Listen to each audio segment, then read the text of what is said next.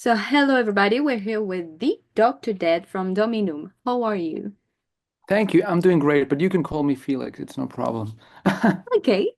Last time you preferred the other, so Really, that must have been maniac Dr. Dad. I'm sorry for him. So how is it going since the release of your new album Night is Calling? It's gone well. We got so much feedback for the record. People seem to like it, which is very relieving because Mm-hmm. you work such a long time on a record and then you're always scared, well, did we go too far? Did we push things too far?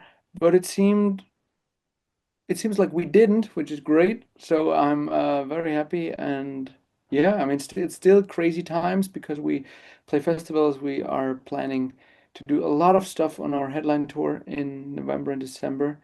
And yeah, so busy days, Yeah, but great days.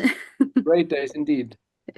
So to start, I wanted to talk about the word night because the title is The Night is Calling, and I don't feel like it's just some darkness coming up. I feel it's deeper than that. So, what is the night to you? So, I mean, obviously, it depends if you're a day person or a night person, just to begin with. But I mean, it's a very philosophical question. We could talk about this for, I think, a few hours at least. But maybe it's interesting to give a little bit of an idea on what Night is Calling the song was initially about. Maybe that's a good point to start. Um, the night is calling, and the night stands for everyday temptations, I would say. So wherever you go, something is calling, some little voices in your head say, do this, do that. And then there's the other voice on your other shoulder that says, no, don't listen to that fool, do the right thing or do whatever. So who knows what's the right thing to do? We don't know. Maybe this is the devil or this is the devil, you don't know. But yeah, that is the main point about Night is Calling. Will you be a child of the night, or will you stay, will you lock away yourself and be more in the daylight? That's the big question. And also the question is it a bad thing to be a child of the night, or is it maybe a good thing? Who knows? I don't know either, but this is like where this great question comes up, and it's fun to think about this, I think. Yes, it is. I feel you really go deeper in the meaning when writing songs, when creating an album. We talked about that on the last one already, and Mhm. it's always you use like images, like creatures and things to talk about deeper subjects. Absolutely. I mean, this is basically what it's about when writing music. When you write a song about being sad, you don't sing, I'm sad. This is not how it goes. You can, but then maybe it's not the best song in the world. And on the other hand, when you write a love song, most songs, the term I love you is not that present because it's just boring. Then it's not lyrics, then it's just it's a good thing to say it, I love you, but that's not a song then, I in my opinion. So it's always interesting to find those images, as you said, that fit in our universe and that connect with the things that I think about every day. It's always exciting to think about what moves me, what keeps me awake in the night, and then try to think of something, what could be a nice package for that vision or for that picture that I have in mind. Okay. And to go back to the song The Night is Calling, which is the title track of the album, you have a feature, the new singer of Battle Beasts. Yes. Yeah, I could say it's very uncommon to have featurings on the title track, but you already did for the last album. So is that a ritual to you? Not really. That's a coincidence, I would say. I mean, it was not planned to be a feature, to be really honest, but we were like in the process and we were on tour with Battle Beast and we were in the process of writing that song. It was, I think, Night is Calling was probably the longest one, um, that took the longest time to write because the chorus was a little bit, yeah, it was just too weak um, and then at some point I felt like, okay, I think it's good. I think it's as good as can be, but there is something missing. Then I was like, okay, maybe a female touch is missing, a little bit of another color is missing. And then I thought about who could be interested in collaborating with us. And the first choice was Battle Beast because we were on tour for almost 40 shows, which is a long time.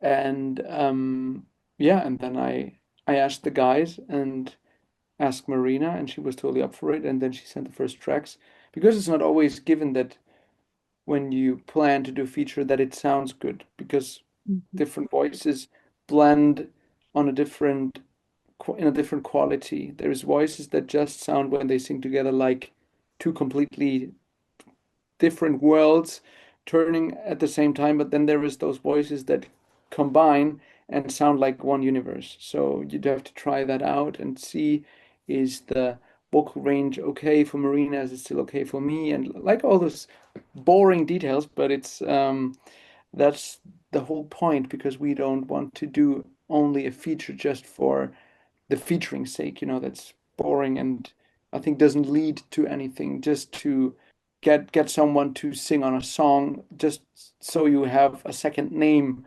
for Spotify or whatever. This, if it's not a good song, it's not gonna be a benefit for anyone. So we obviously want to do our strongest songs, send those out to interesting people, and hopefully they are interested in collaborating with us. That's really cool. And do you have a dream collaboration? Oh wow, that's a good question. I mean, I would say that Ghost would be a cool collaboration, or even Avatar. We met those guys at Rock Arts Mhm. Festival, and it was such nice dudes and such a cool Yeah. show. I watched the show, parts of the show. It was so cool, and I could really tell that, yeah, that we kind of have a, and it's for Avatar a little bit like for Dominum, at least in my opinion, because Mhm. um, I can't compare Avatar to anything. I mean, obviously there is influences here and there, but there is no band that sounds like Avatar. Mm. You see what I mean? Yeah. And I think, at least that's what I think, it's a little bit like that for Dominum as well, because we have a very broad bandwidth of styles that we just work with and that we just yeah, go with. So we're not a modern metal band. We're not a power metal band. We're not a, I don't know, true metal band. No, no, it's just a metal band, and I think it's the same with Avatar. And so it would be really fun to try out and experiment. What happens if you take two of those bands and merge them together? Yes, I think it would give something really nice. Yeah, you think so? Yes, nice and fun, I think. Nice and fun, absolutely.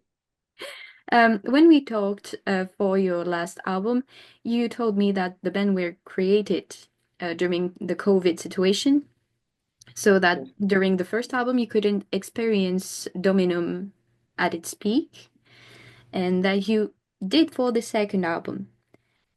For this new one, for this new record, do you feel that it follows that path and that you continue growing through experimenting?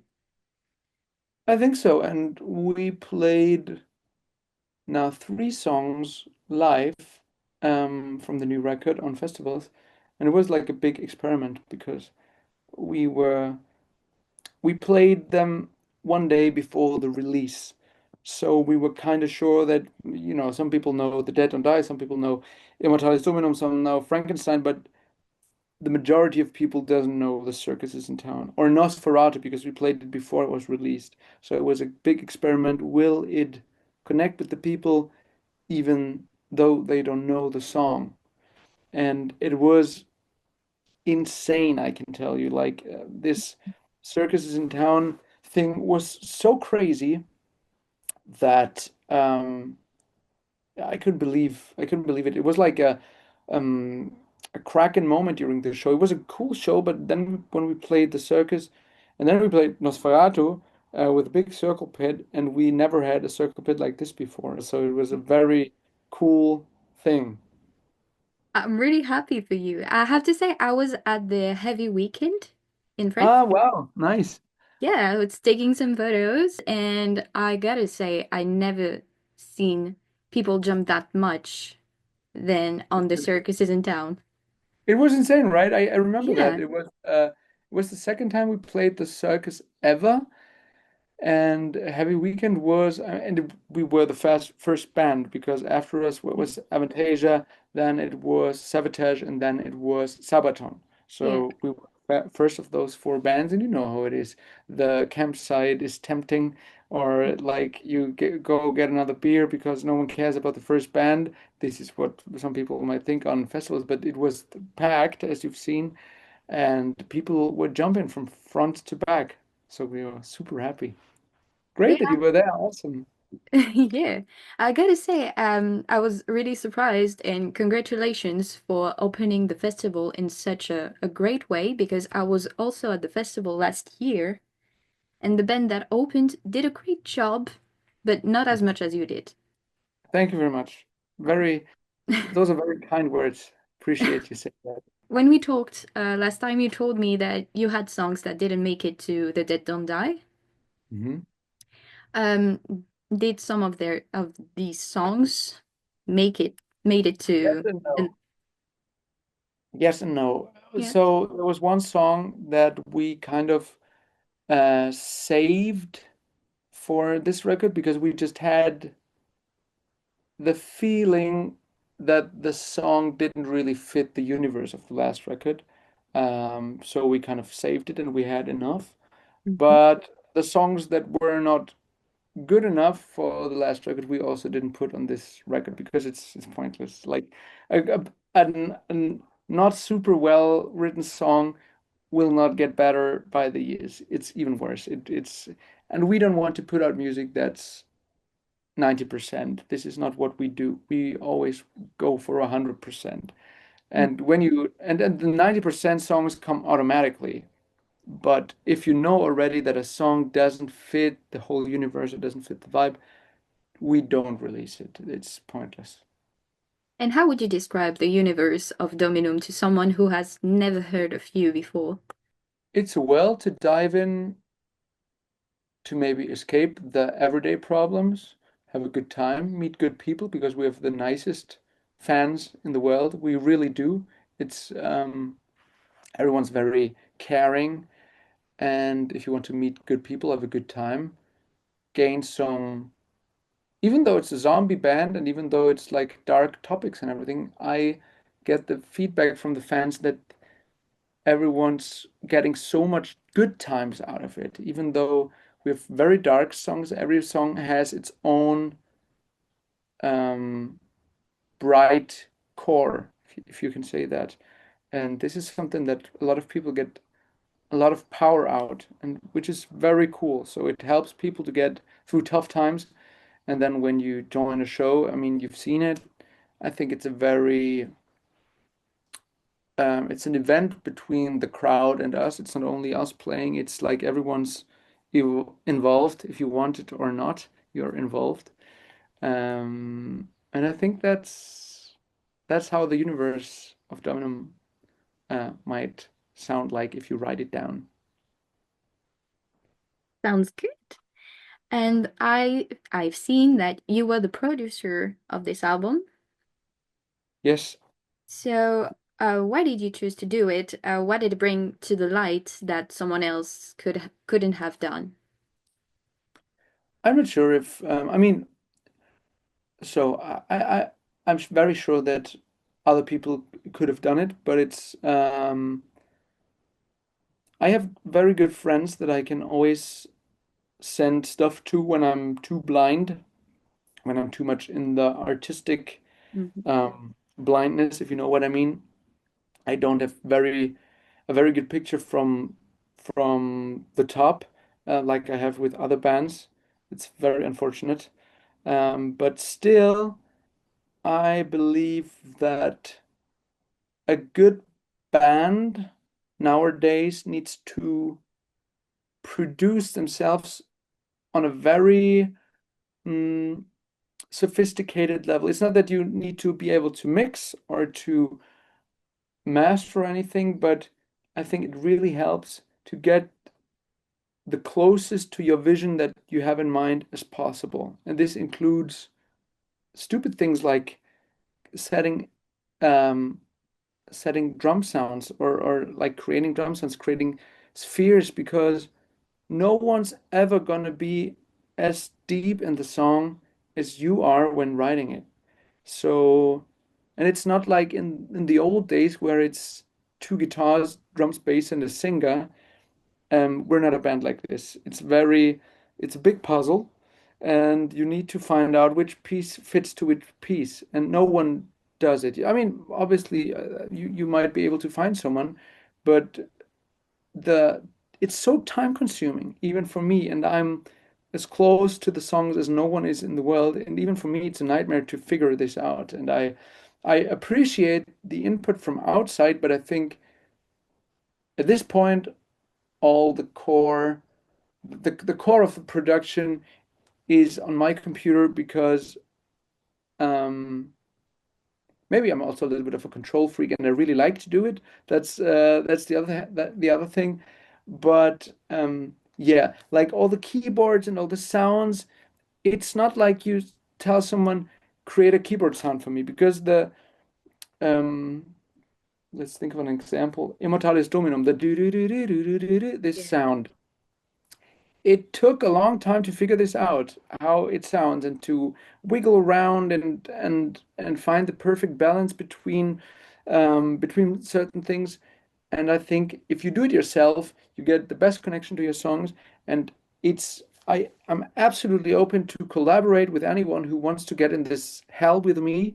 Um, but I think it really helps to just be precise about your vision and to put it down as good as you can. For the first records is also that hiring a producer is also expensive.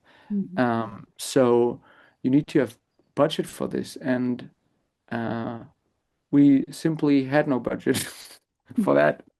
Because then you need other things. You need to have it mixed. You need to have it blissed, and you have it blah blah blah blah. So it was also a matter of, okay, let's try to do it as good as we can on our own, and then let's see how far we can go with this. And yeah, and last but not least, then I'll shut up. I really like to do it, even though it's hell. That sounds good. I mean, when you're making music, it's not only about the music that's coming out, it's also about the process and the pleasure you take during the It's all process, about the right? process. It's all about the process. This is where the connection happens. Everyone can get Suno for, I don't know, €7 a month, and prompt in a shitty prompt and say, make a Dominum song or make a power metal song with zombie topics, and then you get a working song. But no one cares. Not the artist cares, because how can you relate to a piece of music? How can you, because it doesn't end with making music. You have to do the marketing, right? You have to do a Yes. billion of reels and do social media, which is very time consuming and very power consuming. Where will you get the fire from doing that stuff when you don't have a connection to the music? So it's all about the process, and you have to be very aware of this, I think, as well, that the process is the whole point. It's when you're on tour, it's a lot of grind. It's not, I mean, obviously we do it for the show, we do it for seeing the fans, but we're off stage 23 hours a day, and we sit in Yeah. vans, and we eat shitty food at the gas station. All that stuff. But this is what it's about. If you don't like sitting around in vans and hanging out with your friends, don't do this. You will not sustain. So, and when you're sitting in that van and eating a shitty burger from McDonald's, you have to remind yourself, we are living the dream right now. And it sounds a little bit sarcastic, but in the end, it is. And if this album were the soundtrack to a movie, what kind of movie would it be? Wow, it's a good question. I think it could be the latest Nosferatu movie because we have a song that's called Nosferatu, and it would be really fun if this epic movie would be ruined by this. That would be very fun. Yes. And it would maybe would give a completely different vibe to the movie, like a way more aggressive and yeah, less aesthetic vibe. Maybe that would be fun. Yes, it would be. And so you have the European tour coming up in a few months, Yes. starting in Paris. Yes. Are you excited about it? What can we expect from that tour? You have no idea. We are planning so many things. Like, I mean, currently I'm working on the set list and currently working on all the show elements that we do. And I call our production manager every day, and he says always the same shit. No, it's too expensive. Are you out of your mind? You are crazy and all that. But there were some ideas that made it to the show, so we are very looking forward to this, to being able to do a show like we have it in mind. There's people coming for us that are engaged with the music already. We don't have to, because we played so many support shows, and then you're always in the mindset of, okay, we need to convince those people Mhm. that our music is great.